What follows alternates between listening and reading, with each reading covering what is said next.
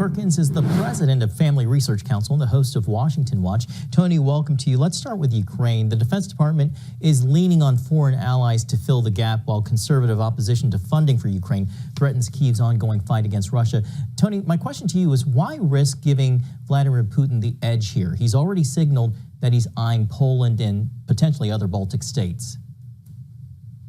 Well, John, I think the reasoning among conservatives in the Congress is that we have to secure our own nation before we can help someone else. And our southern border is so porous. When we see what happened on October the 7th in Israel, there's concerns the same thing could happen here. I mean, it's very similar. An illustration would be when you're flying on an airplane.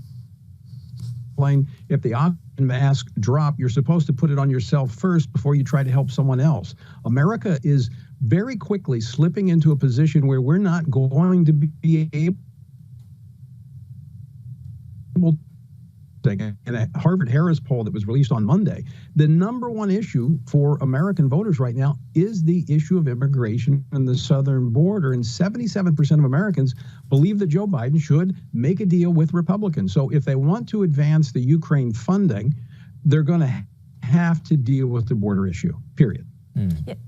Tony, the Senate's expected any day now to unveil their bipartisan immigration plan. Mitch McConnell and others see this as the best chance in decades to pass reform. On the House side, though, as Abigail mentioned, some congressional Republicans question the value of handing President Biden a win ahead of the November elections. If this, is such an important issue, now outpacing the economy, and according to some polls, should partisan politics just be put aside here?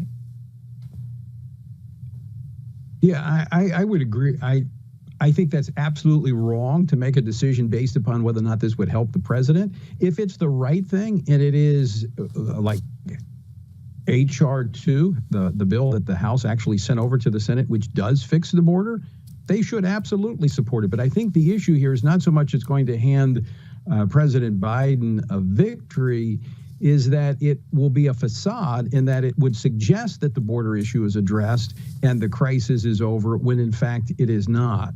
So if it is real and it is valid and it fixes the problem, absolutely it should be supported.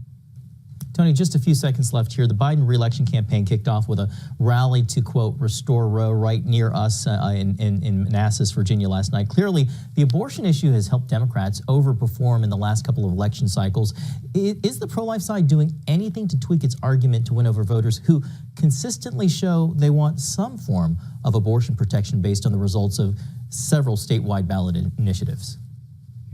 Very good question, John. And I do think that the conservatives have gained their footing once again on this issue, going back to what brought us to the overturning of Roe v. Wade, and that is protecting unborn life, finding consensus on where that consensus can be obtained, and working forward. And I think right now the consensus at the federal level is clearly that we shouldn't be spending billions of tax dollars to promote abortion here in America and abroad through family planning of the Planned Parenthood and other foreign entities, United Nations. I do think it's going to be a much different outcome in the 2024 election when it comes to the life issue. All right. Tony Perkins, president of FRC. Thank you, Tony. Great to see you. Thanks, Tony.